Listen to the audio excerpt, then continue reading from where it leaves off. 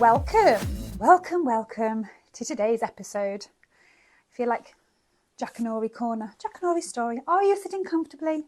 Then I'll begin.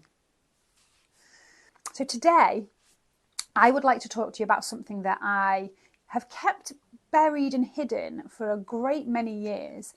If you know me well, then you will kind of know anyway, and you'll kind of, if you know me a little bit, you may have seen over the last few years little bits of sharing and little bits. But now, my friends, is the time for a big share. This is all part of my journey, my authentic path, the space that I'm moving into, and it's also part of my mission to help and support other people to find their light, to align with their soul purpose, and to bring a bit of balance into their lives. So my learning platform that I'm working on at the moment is all based around blending lots of things together and moving so we're not sort of polarized into opposite spaces. So we have a really good understanding of the mind and mental health and psychology and intellect and language and all of this stuff up here. And that's really important. And that is the language that a lot of people really are interested in at the moment. And it really resonates and it's very credible. But that's just one part of the jigsaw. So there's also other parts of the jigsaw. And I align a lot of what I do with the medicine wheel, which is part of what I'm going to talk about today. But I'm also going to do a separate episode specifically on the medicine wheel concept. But there's a lot more to be balanced, right? And when we swing too far towards one area and not the other, that's when we get sick, and that's when we get, physical pain, and we have societal pain, and we have emotional pain, and so we have to get balance, right? So there are other parts to this. There are parts that are to do with the physical, and obviously we do have a lot of knowledge around looking after our bodies, although Western medicine has gone a little bit weird with that over the last, couple of 100 years. Let's chop the head off the body and just treat the symptoms rather than the root causes. It's getting better now and reconnecting, but physical stuff is really important, just as important. And we're starting to see that we have, in the last 10, 20 years, mental health frameworks, mental health first aid, people are recognising, it's good to talk. There's lots of hashtags, and it's becoming far more widely acceptable that we do have a mental health as well as a physical health. That language itself used to annoy the life out of me when people would, and it's shifting, which is really good, but still I hear a lot of people doing it going, oh, yeah, she's got mental health. Or yeah, he's got mental health at the moment. Now what now? We all have mental health, my friends. We all have physical health and mental health and emotional health and spiritual health. We're just not really looking at the right places or aware of that. So it's a change in language that's important. But that has shifted, and people are aware that our mental health is just as important, if not more important, in my opinion, than our physical health, because that seems to have the biggest knock-on, in my opinion, to the physical. So you're still with me, right? We know that these concepts are there, and we know that, being human, we have to explore and we have to learn and understand and do things around these topics. What we don't really talk about as much is our soul. Okay, soul health and our spirituality. And that's because it's such a contentious topic. Obviously, we have many different religious affiliations, right? And we have wars, global wars based on this. So people are like, well, we're not going to speak about that. Let's cut that topic because we don't know what's going to happen, and it's not safe and it's dangerous. So that part of the reason why I've kept myself to myself in those lines is that, because it's just, don't rock the boat there. I'm not that stupid. Even I'm not going to rock the boat there.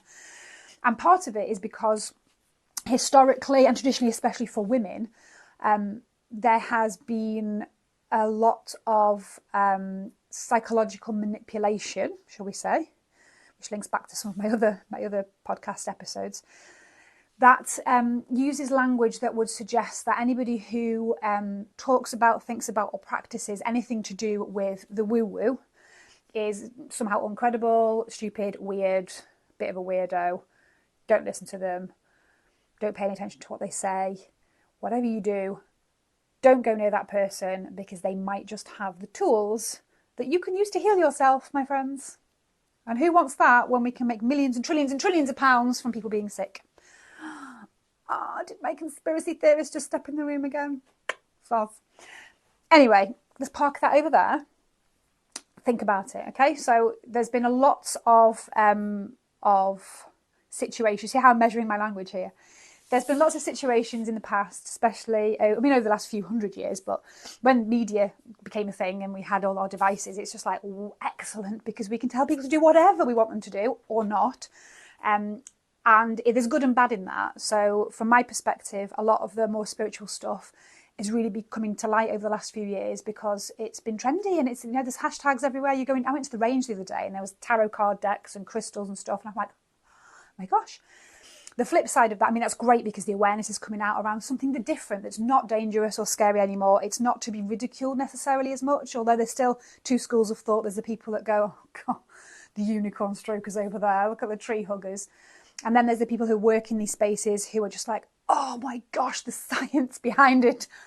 We're talking quantum physics, non-linear dynamics. We're talking like the blend between the two. If people could just open their minds slightly and look for some information and have real conversations that aren't like, I'm right, you're wrong, I don't like it, then that would make the space a lot different. But something called cognitive dissonance, which if you know about cognitive dissonance, if something doesn't fit with your current frame of reference, it feels really uncomfortable and you need to distract yourself or deflect or become aggressive or defend your position because that does not match up with what you know, and that's scary, right? I don't understand that, I don't get it, I don't like it, therefore it's wrong. So we need to kind of get past that if we can a little bit and just open our minds slightly. So when I talk about the spiritual, first of all, when I talk about my spiritual journey and my spiritual self, I am in no way connecting that to religion in any way, shape or form. I have never been a particularly religious person. I have never associated with any particular religion, although I've explored and learned about very many. I have some great friends who are highly religious and who belong to different kinds of religions all over the place. We have some brilliant conversations. We don't have any issues. We often will speak in different metaphors, but we're all kind of connected and talking about the same thing, right? So, and for me, if you are highly scientific, like highly scientific, I can have the same conversation with you using different language than I can if you are highly spiritual. Right, there's just so many similarities and it's all the same thing. It's all the same shit, man. So my intention with this is not to offend, right? I do not want to offend anybody. I do not want to freak anybody out. And part of the reason that I've kept that is my raging people pleaser. I'm a people pleaser in recovery now. Would jump up and go, oh, yeah, but there's a load of people that are not going to like you if you start talking about this. And then you're going to piss them off over there and they're going to judge you and ridicule you. They're probably going to lobotomise you and lock you up. They are not going to stop speaking to you because I think you're a weirdo. So there's all of that's been going on for a great many years. Now I'm like, it's cool. It's cool. I'm going to share away. And those of you that it hits and resonates with, brilliant. Hopefully it'll be of some use and I'll be of some service and you'll be able to get some insights. Those of you that were a little bit wobbly at the moment and just your minds are starting to expand a bit or you're starting to think differently, great. This will hopefully be a really good resource and a really good just initial bit of insight. I have lots more things coming that will be able to help you kind of look at different things and develop different skills and different areas. And those of you who it really doesn't hit with and you think, oh, I thought I knew her. She's one of them unicorn strokers. Did you not get the memo? Did you not kind of think that there was something under there that I was keeping very well hidden underneath my veneer of linguistics and science and credibility and psychology? There's more to it, right? There's more to it than that. We need the whole. So my personal story around my spiritual development, which I love, I wish I could make a movie from it, because when I look back and when I've started to write about it and obviously speak about it now, it's like, God, it's really cool. I'd make a great movie. I wonder who'd play me. Yeah, I have to think about that. So when I was very, very little, bear in mind, if you've read or listened to my Batman origin story, you'll kind of have a little bit more insight into how things sort of went in my childhood. I would have like really small toddler, and my mum will kind of recall this, but doesn't really know what to do with that information. She's way more open nowadays, way more open. I'm really interested in discussing these topics, actually. My dad, not so much. Sometimes we'll be able to have the odd conversation that he might just think, oh, maybe, but not so much. So I used to have really bizarre dreams, lots of really bizarre dreams, and I would use language that I shouldn't know. I didn't have a reference point to. That was the first kind of thing that, I was already kind of expanding into something more than or bigger than. Things like that when I was very, very little. thing, you know, seeing and feeling things that were just a bit bizarre within that family unit of, no, nothing to see here, everything's perfectly normal and fine. And I learned really quickly, as part of my skills that I learned, that, oh, okay, all right, that's not good, that's not what we do. Ooh, okay, what do we... It's happening though, it's here. There's some things that I need, some questions that need answering here. I'm experiencing some things, I'm feeling some things. But I recognised very quickly, and I adapted so fast within my family unit, what things were acceptable and what things weren't, and what I could talk about and what I couldn't. So I kind of was like, right, let's just keep that one to yourself. And I know as I grew up, my whole childhood was, you know, along those lines. And I'll go into some detail around how that works, because some of you who are already, and there's so many of you out there, me too. And I have lots of people locally to me who you would never, you know, conforming in the surface is just like exactly what the opposite to what you would think. And then when I have conversations like, come and look at all this stuff I've got over here, and I've got all this knowledge, and this is my experience, and this is what I believe, and this is what I practice. Like, no shit, who would have known it? Same over here. So I kind of had this going on in the background as I was growing up, and I was sort of in this space of wanting to understand a little bit more and not really knowing who to ask or where to go to. And I think in terms of spirituality, we'll just drive straight into the massive woo-woo, right? So we're going to talk about the Claires. I'm not talking about my sister-in-law Claire or all of you lovely Claires out there. I'm talking about the Clairs, Claires. So you will have heard of clairvoyance, obviously, because clairvoyance, you know, the really weird, spooky, creepy people that you go to have your fortune told, or at least that's what the media would project to you. So there is, clair means clear, right? Clear. Clairvoyance, clear vision. So clairvoyance applies to people who kind of have this expansive space where they see, where visually they will see, whether that's your interpretation of seeing into the future, or whether that is seeing into the past, something that's happened. You might see a really gifted spiritual clairvoyant who will be able to tell you things about your past or your present that they couldn't possibly know.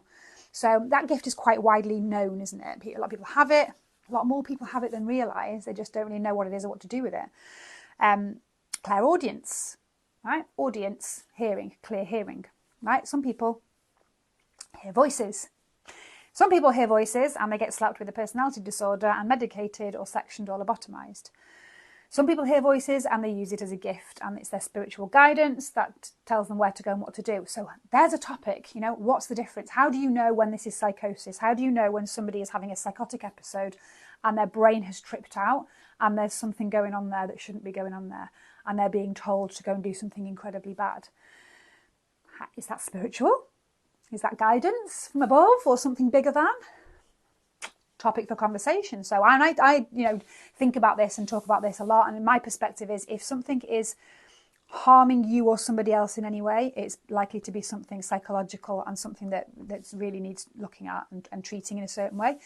If you sit outside the realms of normality, you're looking at a normality that somebody decided is normal. So, you know, the personality disorders, the definition, bear in mind I'm an instructor, I teach first aid for mental health, so this isn't me just making it up, this is, I teach this shit. There's a bandwidth of normal, and if you fit outside of that and you're eccentric, or there's something wrong with you, well, personality disorder, meds, really bothers me. So many young people especially just are not supported in their spiritual gifts and end up in this awful life of feeling like there's something wrong with them, and they've got, their label, their mental health label becomes their life then. Whereas in other tribes and other communities all over the world, if somebody has these sort of psychotic breakdowns and these episodes that feel a bit abnormal, they are supported through their spiritual awakening and their spiritual journey, so that the psychotic break and the side that's damaging and detrimental is really supported, but the spiritual side isn't dampened down. So in my opinion, contentious, I know people will have opinions on this for sure, you know, there is, and I don't hear voices at all, okay? All of my personalities are very quiet. But I know a lot of people who are clairaudient, and they will physically hear, you know, it's something happened and they hear, and that is their guidance, yeah? So I think, who am I to say that's wrong or that's not happening? Who am I to judge that in any way? If that's what's happening to somebody, if that's their experience, it's my opinion that is their spiritual guidance. That is their higher consciousness, their bigger self guidance from wherever your discipline would tell you that's coming from. For me, it's Just did that to the mic. For me, in fact, I'll tell you what it is for me when we go into another one when we talk about my shamanic practice. So my guidance comes from specific metaphors and specific places. So that's a whole new topic. But whatever your discipline is, whatever your belief system is, that guidance is your higher self or your soul, or however you wish to interpret it, giving you some knowledge that you need to be able to step into different spaces, to be able to make decisions, to be able to, shift your perspective. And you need to listen to that. And you need to understand that if it's becoming to a level where it's harmful to you or somebody else, then there's an issue that needs sorting out. If it's a spiritual gift, you need to find spaces that can support and develop that. Two sides of the same coin, and it's a really interesting topic to broaden out on. So clairaudience. You then have claircognizance. So cognizance, knowing, an absolute knowing of something. It's not just like I wonder if, don't know. Something comes into your mind and you absolutely know it to be truth. That is called claircognizance. Then there's clairsentience. So sense, big one for me, clairsentient. You picking up on the environment and you sense and you feel into it that it's right or wrong. It's your bodily, it's your sixth sense, yeah?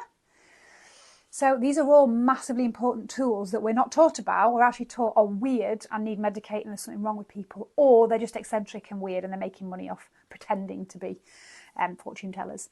They're actually gifts, and in other cultures, and especially in our evolutionary past, in our ancestors, in a lot of spaces they would have been considered gifts and they would have been supported as gifts. So we just need to rethink and reframe this kind of stuff.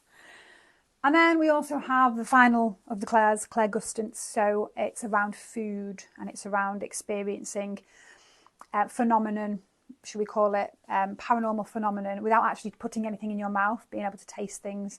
I haven't got much reference point on that because that's not particularly relevant for me. But these are, you can Google them, you can have a look into all this stuff. And even if it feels like the most bizarre, weird thing ever, have a look, open your mind, just see. Because there are a lot of people who are really aware of this and actively using these gifts and these tools. So for me, long story short, I experienced as a child clairvoyance, claircognizance, clairsentience, right? Wasn't aware of that at the time. But as I've mentioned before in another podcast, downloads, brain dumps, visual stuff, clairvoyance, clear vision, right? It's not spooky, it's not creepy, I'm not telling you future, I don't know what your future is, I don't know what your past is, I couldn't tell you what's in your bedroom. That's not the kind of clairvoyance that happens with me. Clear vision. If something is lined up with my soul, right, I will daydream about it consistently. I will play out like a movie. I call them cosmic downloads. I see it in advance. Wow, I see into the future. Yeah, lots of people see into the future. Every inventor that's ever invented anything, everyone that's ever imagined anything and then gone out and done it, that's clairvoyance. That's your gift, right? Clear vision. You see it, you problem solve it, you play it again, you think about it, you talk about it, you explore it, then you take actions to bring it into your reality. That is the gift. That is the gift of clairvoyance. Okay, you can develop it, and there's other ways to think about this in terms of, seeing into the future and that kind of stuff. But for me, my gift is that I will be able to have these huge, big visionary downloads. I would see it, I would play it out over and over again. I couldn't stop thinking about it. I knew it was for me because my whole body would light up. That brings in the other two gifts, claircognizance, clairsentience. Every part of me would know that was truth. That's what I'm doing. That's what I have to do. And clairsentience, I would feel every emotion. And one of the big things that I say is a green light, and a few people that know about this, which is very, very limited until I share it now, know about this and have absolute faith, whether they understand it or not. They understand, right? Oh, cosmic download. The difference for me and how I've used to discern this gift is if I just daydream about something and it just goes, that's a daydream, yeah? If I have a dream about something, I forget about it, okay, that's a dream. It's my brain doing its job of processing stuff. If I have this similar daydreamy movie that plays out, and there's an emotional response that goes with it, a real emotional response, like tears come, or just I feel it in the depths of my soul that it's truth, I've learned, okay, green light, that's what I'm doing. That's my gut is telling me, I've seen it, I know what I've got to do, I'm going to go and do it. That's how it works for me. Some of you may resonate with this, some of you may think she's gone batshit crazy, or lock her up immediately. Both of those things are fine. It's okay. It's my path of sharing this now. So from a very early age, that is how things worked for me. And it took me many years to develop these kind of skills. So I would have really freaked myself out quite a few times, because I'd have things, you know, I would have experiences, and only a couple of times in my life I had experiences when I really could had that feeling of absolute dread, where I could see something in my mind accompanied by a bad feeling. Normally it was like, yeah, I'm going to do that, I'm going to do that. There was a couple of times, and that was incidents and accidents. So that was the spooky kind of clairvoyance that happened, and it was within 24 hours. So I've only had that a couple of times. Don't know why, but not certainly not for the last 10 or 15 years. But maybe because I haven't developed that particular line of, you know, skill. I use it in different ways. So that was sort of happening growing up. My gut was my sixth sense was definitely my biggest ally, because I was so empathic, and that whole thing used to come together in this beautiful way that would allow me to understand what was going on for other people, and experience very difficult experiencing energy shifts, and trying to suss out what was going on around me in my environment. So when I got into my teens, as many people do, I started to explore everything I possibly could. The occult was, you know, it's what you do in your teens, isn't it? But for me, there was a slightly different lens to it. It wasn't really so much the aesthetic, although I did have like the whole floor-length black, the crow coat, black lipstick. I went full goth for a while. My whole bedroom was black, the ceiling, everything, candles everywhere, pentagrams everywhere. So you explore all that kind of stuff, don't you? And I was into the music scene that I was into. There was a different kind of aesthetic. But really I had a deep interest in these things, and I wanted to look at spiritual connection, spirituality. And it wasn't so much about looking at the creepy stuff and looking at paranormal stuff and looking at ghosts. And it was just about exploring the things that I didn't know anything about, and the things that were potential that I didn't have any knowledge about and I wanted to learn about. And I was never afraid, which is interesting. No, I don't really have much in the way of fear. Healthy fear response, I suppose, but I was never afraid. I was just interested, really curious and really interested. And I looked at all kinds of different religions and why people behaved the way they did in terms of their own spiritual pursuit, trying to connect with and understand something bigger than themselves. I was looking at duality and unity, and I was looking at all kinds of things that led me. You know, as soon as I started one topic, I would find something else that would light me up. And I just found it really interesting, because I understood straight away the difference between what I call, you know, the macro and the micro, the big and the small. My tiny little self, like, so irrelevant in the grand scheme of things, this little meat suit that I wander around in. But consciousness, you know, from a very early age, it was an interest for me. There was something more, there was something bigger, there was something out there. I couldn't resonate with a particular entity, a particular visual. You know, the whole sky daddy sitting on a cloud for me wasn't, I couldn't do it. It just didn't hit. But I understood that a lot of people really did, and that was great. I didn't have any judgment against it. Just for me, I couldn't do it. Couldn't go into that space. So I was exploring all kinds of different things and all kinds of different practices. And what really hit from early teens onwards, apart from music, sound medicine, vibrations, I knew that music was medicine. I knew that there was something to do with that, the emotional responses, the way it could change the way you feel and think and behave. So I knew that tool did something to the bigger me, right? My bigger consciousness, the bigger version. I also understood that there wasn't for me, it's hard to articulate, but it's still very relevant now. And I'm speaking to a lot of people that have the same kind of thing. It's trying to get it across properly. Spirituality for me isn't the pursuit of connecting with something, another external entity, trying to chase something that will provide judgment or accept me, or that external thing. It was connecting I was that. Does that make sense? It was me. It was all me. It was a higher part or a bigger part or something. But it was all me, consciousness. And I could resonate and recognise that I was connected to everybody else and everything else as well, which was really interesting when you're growing up as a kid to have those concepts and to kind of feel it. Didn't really have a lot of awareness around it, but I was exploring. And then when I kind of went through to my late teens and I started to settle down, I was still trying to get through this. What do I do? Who am I? What am I? What's the meaning of life? What am I going to do with my job, and how am I going to make everybody happy and do what's right and still be creative and express my soul and explore my spirituality and not piss anyone off and be accepted and be loved and not be judged, all that crap that was going on. Then I obviously became a mother.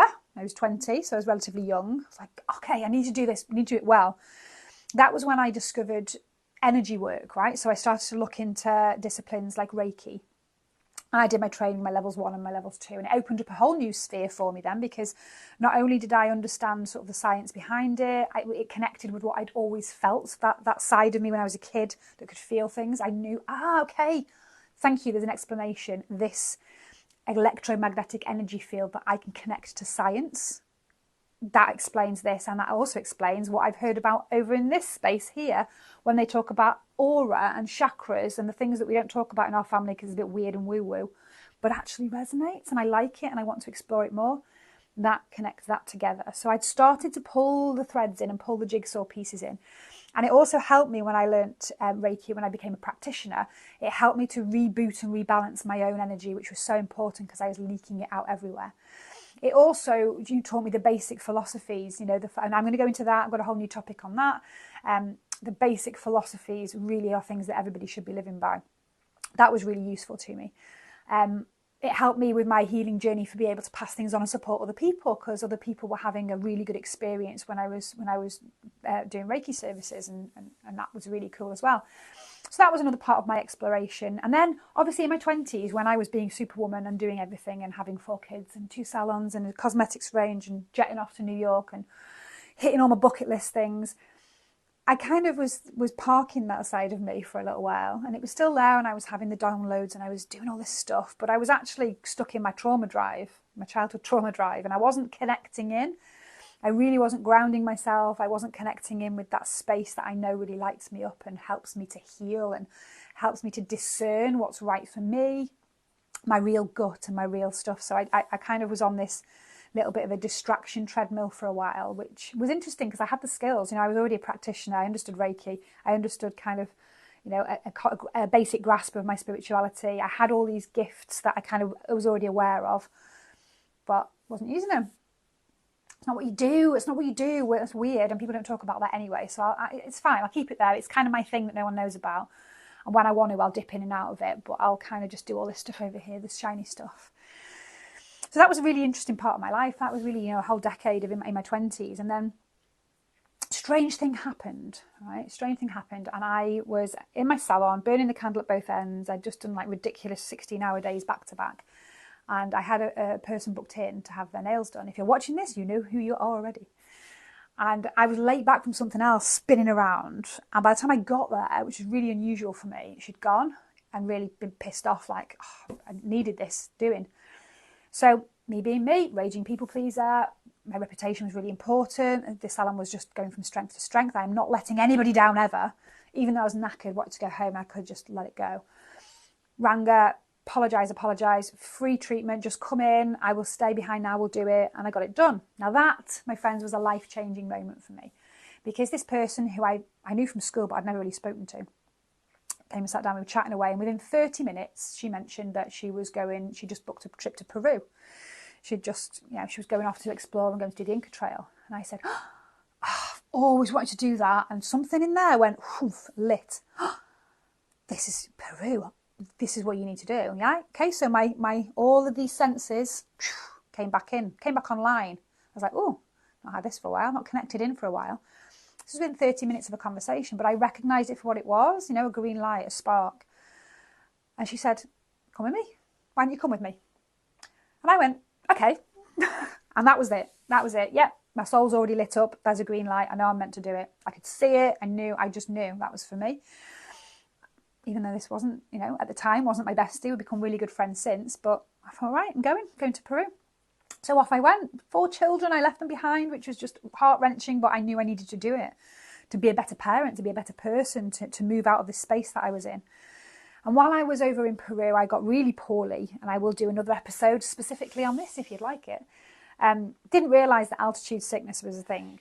So I kind of was in usual Jane mode at the time, just unprepared, just like, yeah, I'll be fine, I'm going to go and do it. My soul's told me to do it. Yeah, going. And it was still definitely the right thing to do. I don't regret a single bit of it, but I didn't realise that I was really poorly. So altitude sickness got me really badly. And we had a trek, and we trekked up Mount Veronica, which is just a bit lower in altitude than Kili. So it was big, no training. Just going to go. So I got really quite poorly. And then there was one particular night where I'd been really, really, really poorly. And I had been just sick all day long, all day on the climb. I was literally crawling up this mountain, stopping to be sick every few minutes. It was really, really bad. They were trying to feed me these magic herbal potions. And I just had, my mate was with me with like baby wipes and chewing gum. And I just thought, I'm doing it. I've said I'm going to do it. I am Superwoman and I don't fail at anything. So I wouldn't even get on the donkey. No, don't want to get on the donkey, I'll do it. So up I went, and then we came down slowly, hit the top, and we had our ceremony with coca leaves where we celebrated Pachamama, Mother Earth, Mother Mountain, and we buried our coca leaves, and it was a really, really profound spiritual experience. And I already was a spiritual person, so I recognised it for what it was, and I made sure it was a really soulful, connecting experience, even though I was really ill. Pictures of me on Facebook, you can go on the album. Oh my God, I look green. I was really ill. But that at the summit, we had this ceremony, really important to me. And now, looking back, it was mega important. And then we came down the other side and we camped slightly lower down. Now, during the night, and I'd been sick all the way up for a couple of days, probably 3 days. During the night at that camp, we were told it's going to be freezing. It's going to be really freezing because we're so high up, and you need to put all your layers on, wrap yourself up. They gave us hot water bottles that would like froze. Excuse me. By the morning they were frozen, so that's how cold it was. Don't leave your tents. Cool. So I remember in the middle of the night, I'm going to be sick again. I knew I was going to get sick again, and I needed to unzip. And I can remember, it was 10 years ago now, unzipping my sleeping bag so that I could go outside. I don't remember anything else. No knowledge. What I do remember is the morning after, everyone was shouting me. Everyone was shouting my name. I was like, what? And I woke up and I thought, I actually feel a little bit better today. So I went outside and everybody was shouting me. And it turns out that my hat, my gloves, my jumper, most of my layers were frozen on the ground. So at some point in the night, I got out and I stripped off because I was sick and delirious, and probably, as you know, if you start to feel hot when you're in a very cold situation, it ain't good. And somehow got back into my tent, had a lovely night's sleep, and woke up feeling great. And then the rest of the trek, I had an amazing experience. We went to Machu Picchu at dawn. I just lit up at that point. So I was, tapping into my sort of Reiki energy channels and really filling up. Massively, profoundly spiritual experience, as I knew it would be, because I knew I was meant to go for a reason. What happened on that night in the mountain? I don't know. I ain't got a Scooby-Doo. But it was something massively spiritual. That I know for sure. Something happened and I came back down the mountain, and I came back to Wales with a completely new outlook. And I knew that all of the distraction stuff, all the stuff that I'd done, all my childhood stuff, all of the stuff in the 20s where I'd ignored and gone offline with my spirituality, that was the end of that chapter. And I knew I was going to do something really different when I came back. And when I came back, this was in 2013, 2012, 2013, I knew that I was going to start to flip the switch on the industry. And I knew I was going to do my own show, and I was going to start to, all the things that I spoke about in my other podcast, I came back online, right? My spiritual gifts came back, and I was starting to have these downloads again. And I could see the very first Alt Fashion Fest we did. I saw the whole thing in my mind's eye, played it through, scripted it out. I knew what songs were going. I knew when, down to the nearest minute, when the fire breather would breathe, what point of the song would be the first breath of fire, every single thing. And that's what happened. That's what I made happen. So it took me a little while to sort that out. So it was probably 18 months later. 2 years later, that happened. And then set up my social enterprise. So Art and Soul Tribe was born, met some incredible people. We now have amazing directors that I'm going to bring in as guests. And we've done some brilliant work lining up with my soul. So that has been kind of my own spiritual development. Now, it continues. So we have more to this story. That was the pinnacle turning point for me, was, in Peru. And then I came back and I set up the organisation. And during that process, I met the lovely Lindy, one of our directors, who you'll meet. And Lindy introduced me to somebody. One day, I only met the person for half an hour. That was it. And she took one look at me and said, shaman. It's like, no idea what you're talking about there, love. Don't know what you mean. I knew I was highly spiritual and there was something, but I would never, I never had a label for it. That was it, just this throwaway comment. But it stuck in my mind, and it was like a little seed there. Thinking, okay. So I couldn't get it out of my mind, and I started to explore, right? And when I started to explore this particular topic, that is when everything just shunted and shifted and lined up completely. Now, when I say that, it wasn't a 10-second and my world changed. It shunted and shifted, and again, my tracks shifted slightly to where I am now and where I'm supposed to be. And everything that I'd ever experienced made so much sense, because that was my path. That was my learning and development. That was the perfect point in my life to be doing, this new learning. It's like, I always say, it's like unlocking levels, right? Once you defeat a baddie, then you unlock a new character and you level up. And that was me leveling up and coming across and understanding a new discipline, a new way of life, and something that definitely was me, and just lined it all up and made sense of it all. And I'm going to leave you there because I want to do a specific episode on this. So, shamanic practice, being the shaman, right? I always thought of a shaman as like the traditional skull on a stick, bone through the nose, licking a toad, and doing weird medicine stuff in strange places, which sounds cool to me anyway, right? But that was what that is, and it's not something that I could connect with films. Didn't connect it with actual real life, or 90s dance act, drum and bassy dance act. That was the shame, and that was all I knew. Didn't know anything else until I started to research and dig, and that is when things changed completely and my life flipped again. So I'm going to do a new episode on that, about my practice that has been a lifetime's worth of experience and another lifetime to come. And the fact that usually with a kind of initiation, and there's loads of things to talk about with this, but there's usually a kind of 10-year period at least where someone would learn their craft, and they would learn and develop and do all their shadow work and do all kinds of things before they have their rites, their initiation rites. And then they would have a pilgrimage to somewhere like Peru, a spiritual energy centre, where they would do a ritual to seal that, and that would be the process. Now, in true Jane fashion, I do it arse about face. Started the journey in Peru at the end, did the ceremony, buried the coca leaves, had my massively spiritual experience, and then embarked on 10 years worth of learning, right? To bring you to the point that I'm at now, 10 years later, when I have all my rites, my initiation rites, and I'm ready to pass that on now and bring it forward into my community, because that is the path of the shaman. That is shamanic practice, and that is what I'm here to do, guys. So hope you've enjoyed this very long-winded but very interesting spiritual episode. And the next one, the kind of part 2, is going to be teaching you all a little bit more about the shaman and shamanic practice, and we'll look at things like the medicine wheel and how this has been brought into my life and what I'm really here to do.